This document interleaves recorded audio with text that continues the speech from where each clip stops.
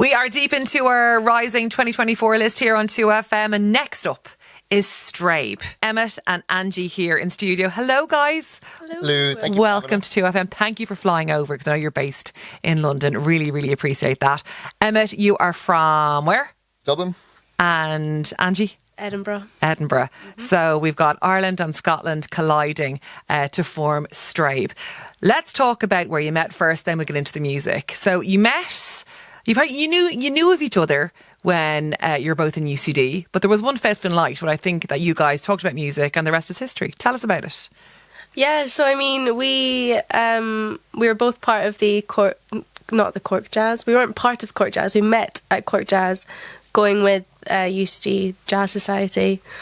And yeah, we just met there and started chatting, and then had very similar ideas and things we wanted to do in music. And then in typical fashion, when you meet someone on a night out, you never exchange anything. You forget their name, you move on. And then I was walking past Grogan's in town, and Emmett was sitting outside it. Couldn't remember his name, but I just knew his face, and I just marched up to him and just said hello. And he just sat there looking extremely uncomfortable. All his mates staring at me, just like, who is this freak that seems to know who Emmett is? And I just said, hi, how you doing? And then left. Did you not even introduce yourself? It's me. No, we had these chats. I think I didn't know what was happening. I've never done that in my life, and I don't think I'd ever do that again.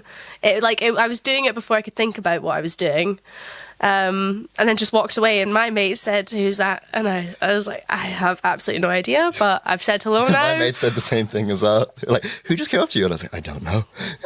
But I said hello. So after that hello, and then you ran off, and then you were sitting there, how did you connect again? So the next time when we actually decided, okay, let's actually make music together and exchange details so that we can, was myself and my mate were in UCD, and we saw that the talent show was happening that night.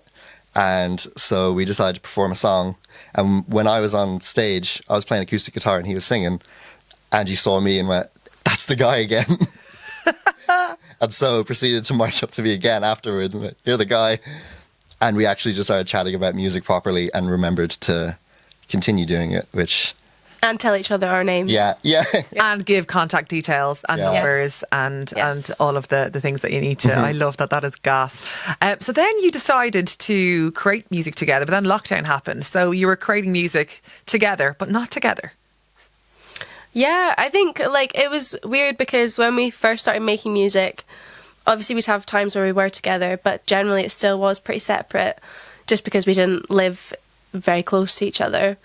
So when lockdown started and we were at this point then in different countries, there obviously was a lot more distance, but there was still something quite familiar about it. I think we were both quite used to coming from very solo music creative spaces that we'd then kind of share little things as they were going.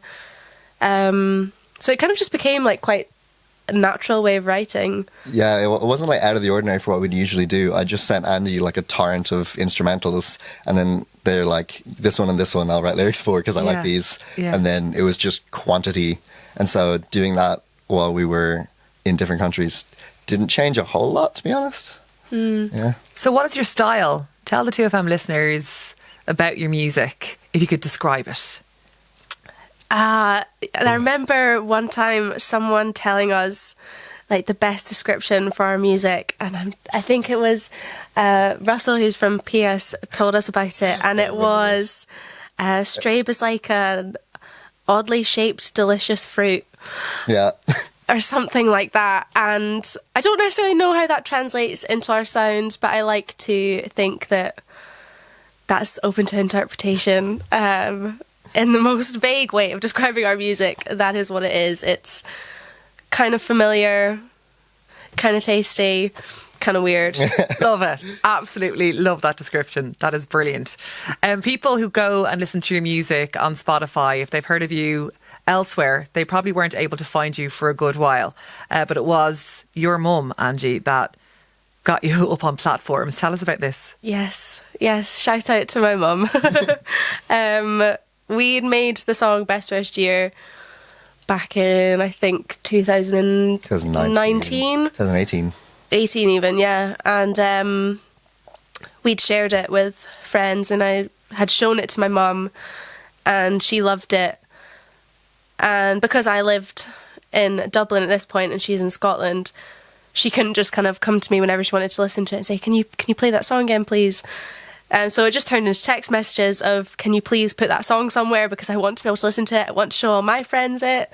And it just became a kind of constant message, to the point of us having to release a song, because I think if we hadn't, we'd still be getting those text messages from my mum. So big shout out and thank you then to Alex. Absolutely. Your mum. So it's because of her you put it up on platforms and Spotify? Is that... I mean, it's basically thanks to my mum that we're here.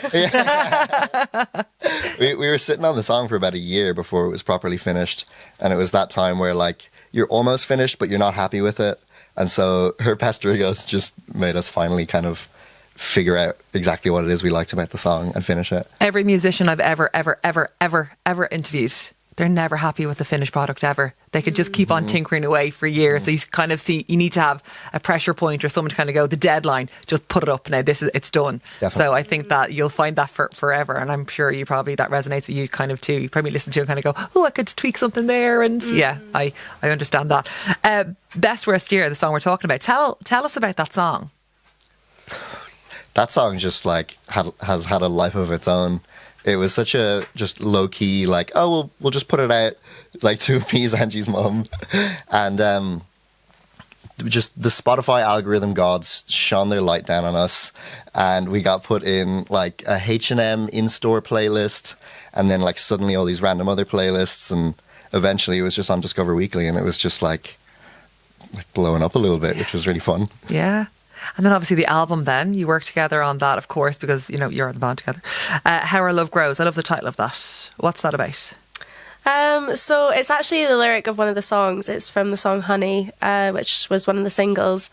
The name kind of took the longest, I think. We had such a visual image and vision for the album, in that we just saw it as this kind of blue piece, in the sense of there's a lot of like watery sounds and influences, and that blue is a colour that can have such positive and such negative connotations to it, just as a lot of the songs are a mix of very happy, wonderful things and very difficult and tragic things.